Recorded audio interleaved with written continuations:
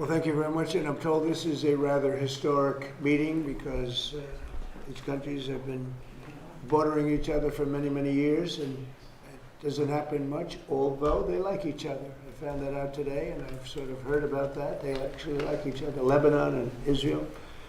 And we had a great meeting with the very high officials of Lebanon and very high officials of Israel, and we think that the President of Lebanon and the Prime Minister of Israel over the next couple of weeks will be coming here. They've agreed to an additional 3 weeks of, no firing, ceasefire, no more firing. Let's see. We hope that happens. It's not going to happen between them, but they do have Hezbollah to think about. And we're going to be working with Lebanon to get things straightened out in that country. I really believe it's something we can do pretty easily, just with the power of who we are, the great people, the Lebanese people. We have our ambassador here who has done a fantastic job, ambassador to Lebanon from the United States. And we had a great conversation, and I think it's the beginning of something very important. It'd be a wonderful thing to get this worked out simultaneously with what we're doing in Iran. And I'd like to start by just asking JD, our Vice President, our great Vice President, to say a few words, and then Marco will speak, and then the representatives from the country. Mike Huckabee, you'll say a few words, Mike. You've done a great job, by the way. I appreciate it. Everybody does. And JD, please. Yes, sir. Well, first of all, congratulations. Congratulations to you and our Secretary of State, but most importantly, congratulations to the people of Israel and Lebanon. I think it's a major historic moment. We're going to extend the ceasefire for 3 weeks that's already in place between Israel and Lebanon. Of course, it wouldn't have happened without the president's direct engagement. The fact that you have these leaders of different countries coming together for the first time, they came together in the Oval Office, and they came together because of energetic diplomacy, of course, led by the President of the United States. So I think it's a big moment for the world. It's a big moment for our country, but just very proud to be a part of it. So thank you, sir, for making it happen. Thank you very much, JD. Thank you, Mr. President, for hosting this. Actually, the President wanted to be personally involved, and I'm glad he was, because it made it possible to get this extension, and it gives everybody time to continue to work on what's going to be a permanent peace between two countries that want to be at peace. Both are victimized by the same terrorist organization, a terrorist organization that no doubt has victimized Israel, but has also victimized the people of Lebanon. The people of Lebanon deserve to live in a country that's peaceful and prosperous. They have an opportunity to do that. They have a history of that.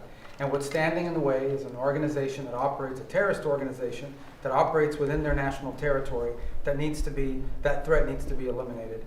And so thank you, Mr. President, for this gathering today and for convening it and being a key part of it. And it buys us time to continue to work. I'm very optimistic that in a few weeks we'll be even closer to the kind of permanent peace that the people of Israel and Lebanon deserve. Thank you very much. Michelle, please.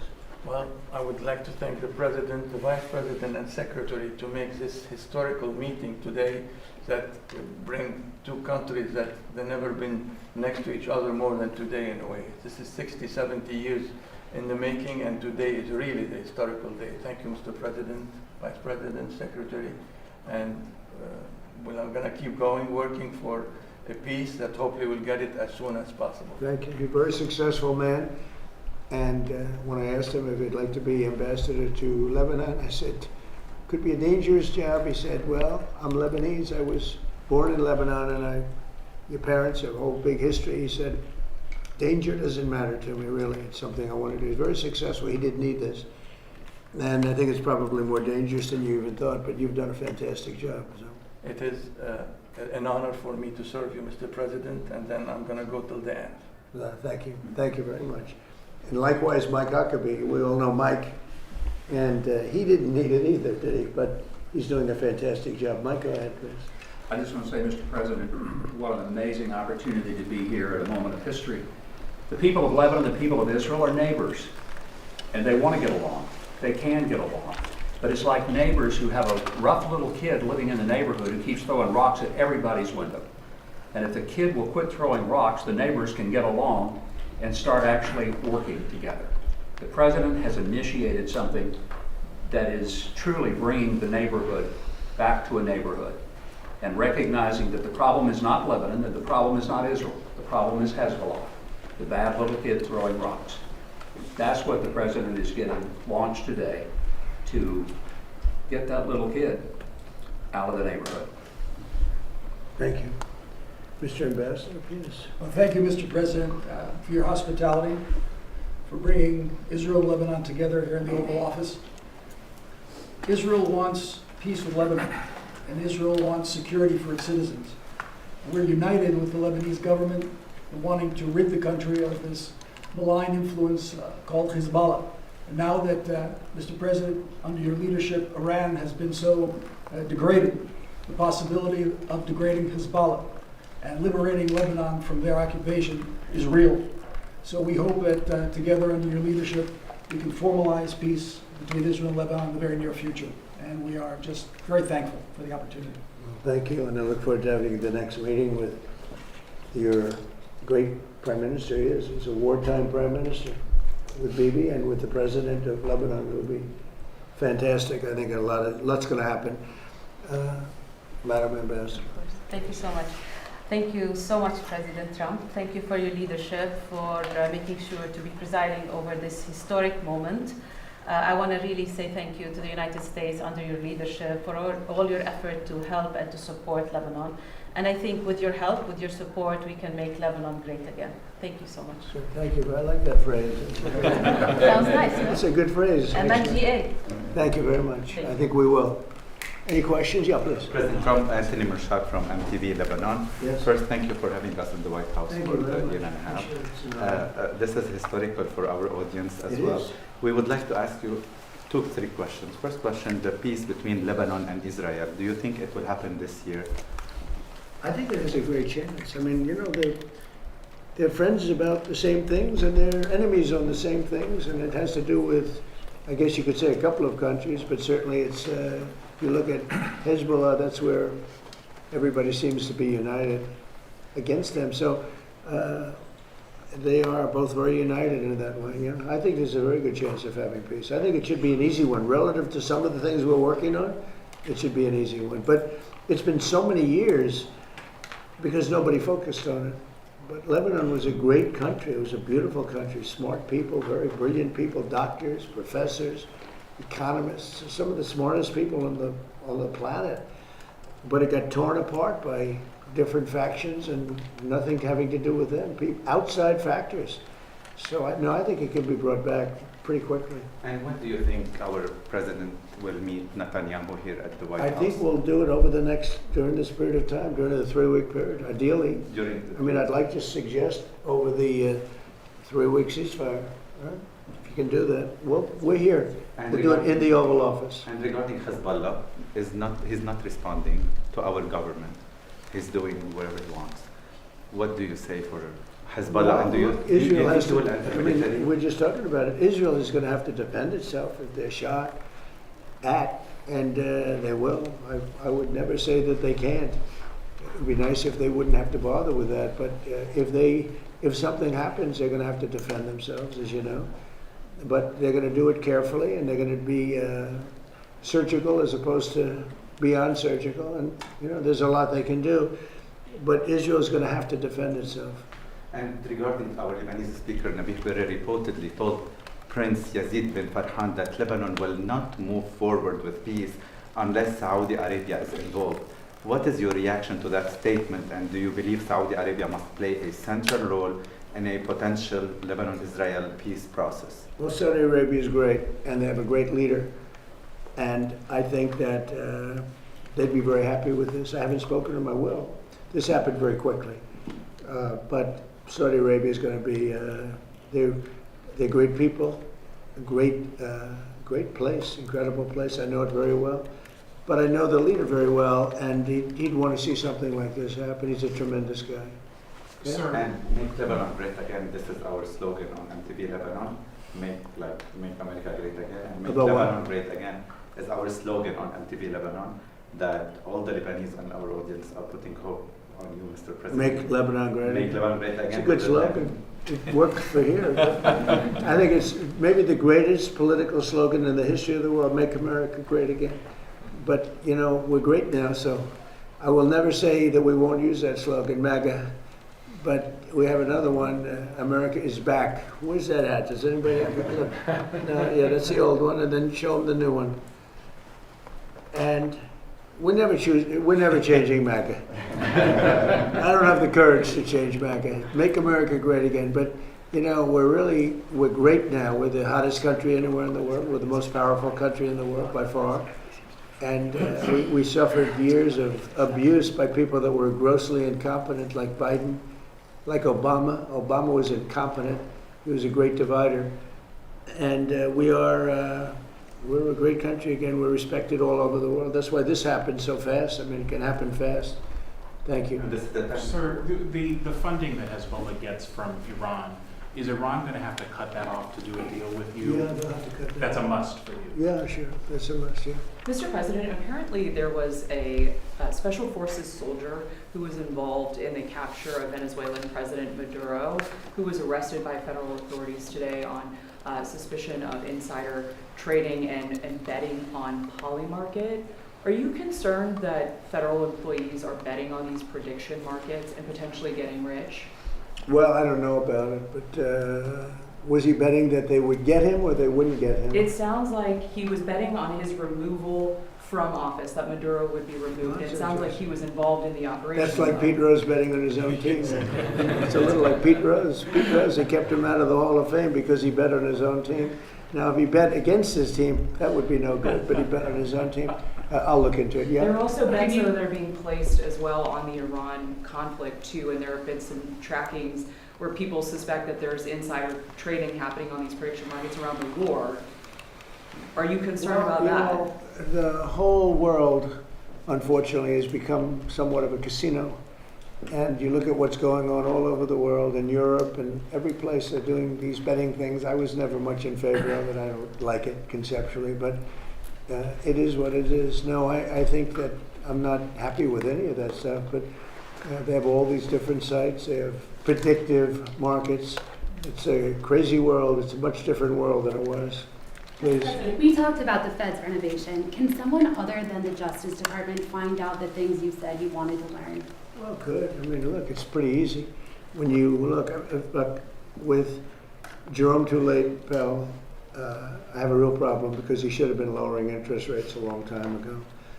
And despite that, we fought through it, and we have the greatest economy we've ever had. You take a look. I mean, I don't know what the market is today, but we've broken every record over the last few days. And this is during a military operation or war, whatever you want to call it. It makes no difference as far as I'm concerned. But we have this unbelievable economy. The S&P has a new record. The Dow is right at a new record. We already broke the record with the Dow. People said it wouldn't happen in 4 years. They said in 4 years it won't be able to be possible to break 50,000. And we broke it with the Dow. And I'm actually a little bit surprised that we're breaking it constantly, even now, during this conflict. Because when we broke it, I called a lot of the people here. I called JD, I called Marco, I called Howard, I called Scott. I said, I hate to tell you fellas, but we have to do a little bit of a detour. We have to go to Iran and make sure they don't have a nuclear weapon. We had just broken every financial record. And the amazing thing is we continue to break them even during the war. Now fuel went up, but I thought it would have gone up much more. And a lot of ships are coming to the United States, and they're using the United States instead of the Hormuz Strait. Amazing things are happening. Our country is amazing. You know, we don't have an oil shortage. We drill, baby, drill. We are right now producing more oil than Saudi Arabia and Russia combined. Did you know that? More, and in about a year from now, we'll be doing double the level. And Venezuela has been fantastic. We have a great relationship with that country and with the people that are running the country. And we're taking in millions of barrels of oil, millions and millions from Venezuela. It's been a great experience, to be honest with you, and they're doing a very good job, and they have our backing. Okay?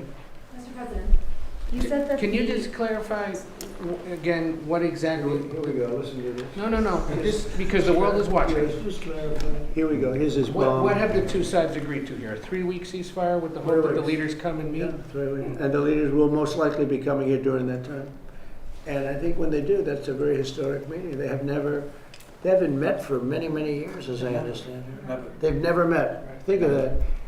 They're next to each other. They're great people, and they've never met. This should be an easy one.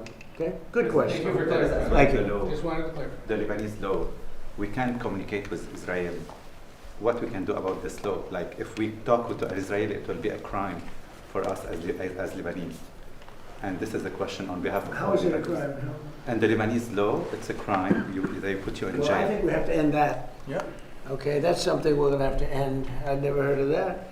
But that's a good start. It's a crime to talk with Israel. Well, I'm pretty sure that that'll be ended very quickly, okay? I'll make sure of that. And I know Lebanon doesn't want that. We'll end up, will you work on that, please, everybody? That's crazy. The ship, Mr. that was, President. the ship that was captured on Monday, you said there was a gift for the Iranians in it. What was that in that ship? The one from China? Yeah, well, we have, that's very top secret. Yeah, there was some in there, but it's top secret. Have you I'd like talked to- to I'd like- President Xi about I'd like to it? not do it. Have you talked to That's Xi one of about those it? little questions where, oh, this is not good. No, it's, we have a lot of things that we got. You know, that the strait, what we've done with the blockade is amazing, and nobody gets through. And nobody wants to get through, nobody's trying. The one tried, they shut out the engine, but nobody's trying. We have complete control. Now, they can drop their mines in there and do all those stupid things. It's just going to take longer for them to make money because the mines are going to affect them much more than they're going to affect us. But and we don't know that they're doing that, but they could be that they're not. If they're doing it, it's a very foolish thing to do. Just like for Iran to shoot at Saudi Arabia, UAE, and Qatar, and Kuwait, Bahrain, all the different places they shot. Nobody expected that. They thought they'd shoot at Israel in all fairness, but you didn't expect they'd be shooting at numerous other countries. I think it was a big mistake. If they're putting mines down, it's a big mistake for them, I will say. Are you angry at China for what they sent Iran? No. So there's some reporting today Yeah. that I guess we do the same thing, don't we? With other countries. You know, it's like one of those things, but nothing that it wasn't earth shaking. Yeah. there's some reporting today, sir, that you tend to invite Vladimir Putin to the G20 in Miami. Is that the case? No, but if he came, it would be probably very helpful. You know, I've said a long time ago, when they made the G8, the G7, they threw Russia out before my time. That was Obama and a certain prime minister from a place called Canada, Trudeau. And I said, that's a stupid thing to do. And I was right. You know, I go to these meetings of the G7, and about 90% of the meeting was talking about Russia and what's going on with Russia. And I said, why'd you throw them out? You know, if they didn't throw them out, they would have been much better off, in my opinion. You know, it should have been the G8. But when they threw out President Putin, he was very offended by that. He was, rightfully, but he was very offended by that.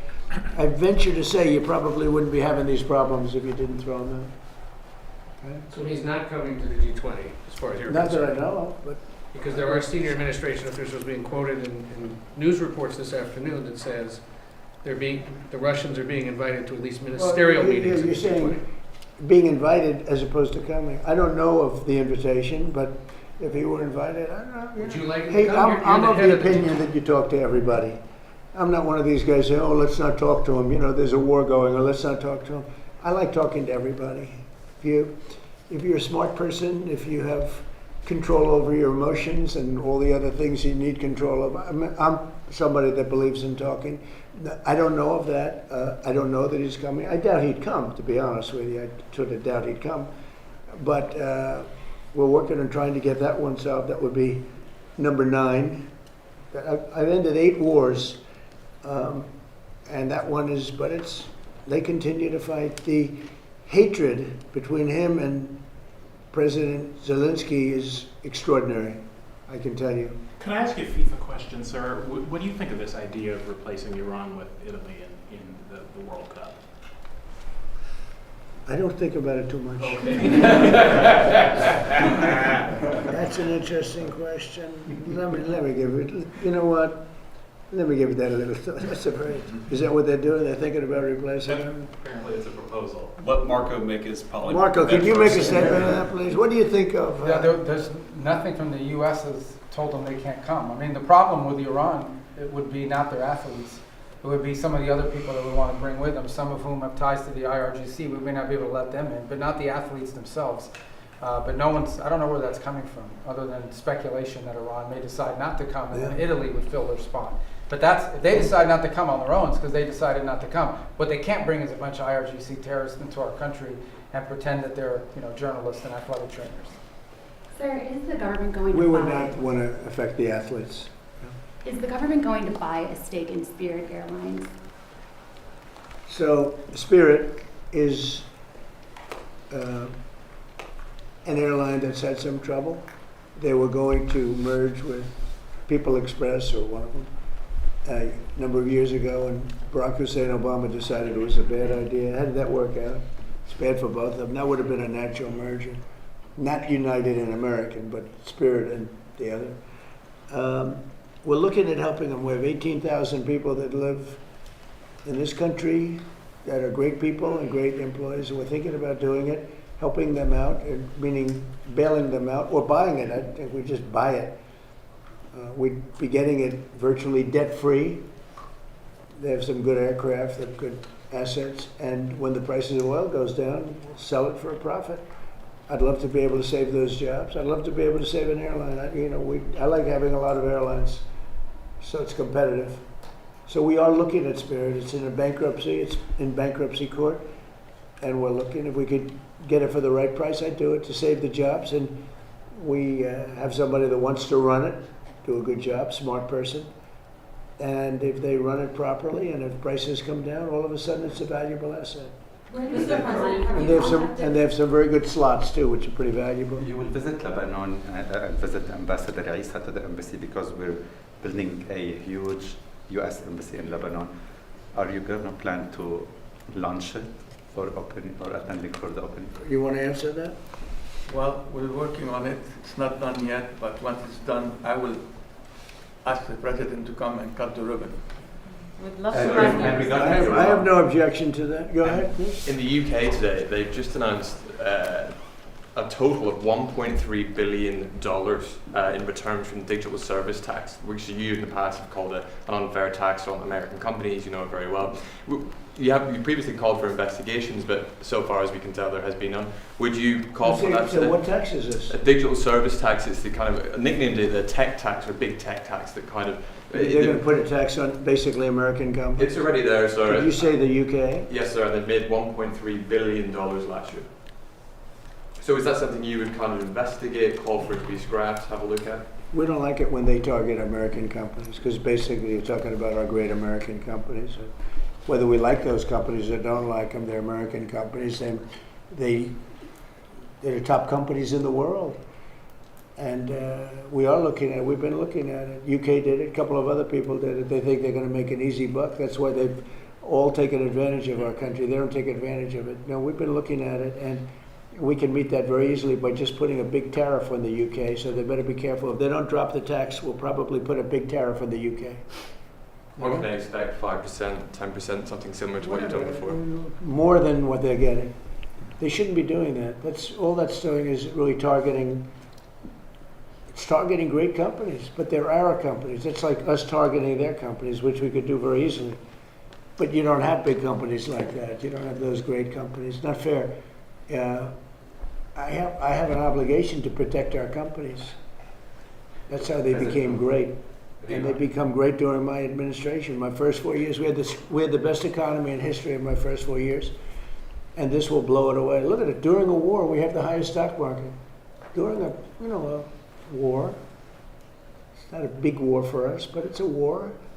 And during a war, we have the highest stock market. I have to protect this country, so if they want to do the service tax, France did it also, and some others. And literally I have a meeting after this having to do with that exact question.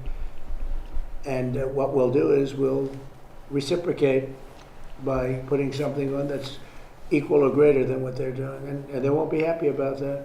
No, that's enough. You've asked so many. Mr. President, I emailed the Virginia Department of Elections earlier today and asked them if they had seen any evidence of election tampering or fraudulent mail ballots being cast in the Tuesday election, or if there was any evidence of non-citizens voting in that election. Why did you say that that election was rigged? Well, you have mail-in ballots, and they found a lot of them at the end of the day. All of They a said that sudden. they have received no credible information related to those Well, I questions. know you'd say that no matter what. You know, you've been saying that for years, and now they're finding out that the 2020 election was totally rigged. And when Where's you look the at what evidence just, of that? excuse me, how do you defend what just happened where your Southern law, whatever it is, has given money to KKK? They're supposed to protect people, and they're paying all these people, crooked as can be, millions of dollars going all to all these people that they're supposed to be protecting from, but they're actually supporting them because they want to have companies that they can protect and because they want to rig elections. That was all a rigged election. But All what's of the that to do things with with Virginia? Charlottesville, all of the stuff that they did, and you won't bring that up, but you'll bring up some nonsense. Let me tell you, the election we were winning all day long. It's a totally horrible situation. Hopefully the courts will overturn it, what they did in Virginia. You have a grossly incompetent governor. You had a very good governor, he did a good job. You know, all those companies that want to move into Virginia now, they want to move out and go to a different location. So that's my opinion. I believe it was a rigged election. Virginia's known for it. It was a rigged election. They had a lot of ballots, mail-in ballots. Anytime you have mail-in The Department ballots, of State says anytime you have mail-in ballots, didn't you have happen, cheating. no. Did you have something? Yes, you said that the U.S. will work with Lebanon to protect itself from Hezbollah. What does that look like exactly? What is that? You said that the U.S. will work with Lebanon to protect itself from... Well, we're just going to work with them. I mean, we have a good relationship with Lebanon. It's amazing that, But is it you know, it's necessary? the amazing thing is they actually have sort of a good relationship with Israel, and they don't deal with each other, but now they're going to deal with each other. We're putting them together. What's the material support that you intend to We're going to provide? help. We're just going to help them. We're going to help them. They're great people. It can be a really good country again, maybe a great country again. And I think you have all the ingredients, so we're going to work together. And I think Israel's going to be terrific. But they do have a common problem. It's Hezbollah. Okay, a couple of more. Some House Republicans are saying that they don't want to vote for a bill that just has the Homeland Security funding. Would you support them expanding that to include other tax and defense measures? Well, I'd love to see one thing. You know what that is? Save America. I'd love to see the Save America Act, which is voter ID, which is proof of citizenship, which is, by the way, no mail-in voting, which is a fraud. Anytime you have mail-in voting, you're going to have a fraudulent election. But I'd leave it for military, you know, mail-in voting for military, for people that are sick, for people that are traveling, like business or whatever, different things. But disability, where they have a problem. But no mail-in ballots. We added a couple of things. No men playing in women's sports. It's unrelated, but it's a popular thing. And no transgender mutilization of our children. So that's it. Thank you very much, everybody. Thank you.